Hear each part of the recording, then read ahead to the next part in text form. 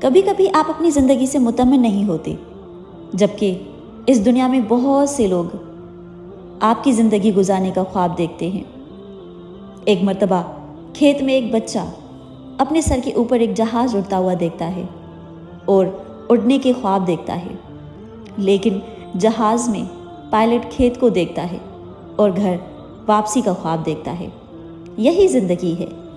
آخر میں مجھے یقین ہوا کہ سب سے خوبصورت اور پیارے دن وہ نہیں ہوتے جن میں کوئی بھی حیرت انگیز، شاندار یا بہت ہی دلچسپ واقعہ پیش آتا ہے، بلکہ صرف وہ دن ہوتے ہیں جو چھوٹے اور سادہ خوشی لاتے ہیں، جو خاموشی سے ایک دوسرے کے بعد آتے رہتے ہیں۔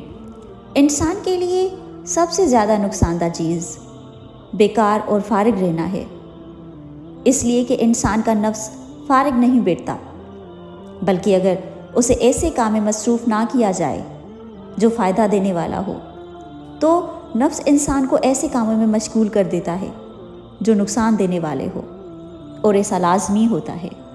آپ نہیں جانتے کہ آپ جنت میں کس چیز کے ساتھ داخل ہو سکتے ہیں، کسی ایک چھوٹے آنسو کے ساتھ یا ایک مسکراہٹ کے ساتھ، ایک مہربان لفظ کے ساتھ، خلوص کے ساتھ، کسی آیت کی تلاوت کے ساتھ، تسبیح یا پاکیزہ اور خیر خواہ دل کے ساتھ۔ بس کسی بھی نیکی کو حقیر نہ سمجھیں، آپ کے پاس جو ہے اس سے لطف اٹھائیں، الحمدللہ کہیں اور آگے بڑھ جائیں۔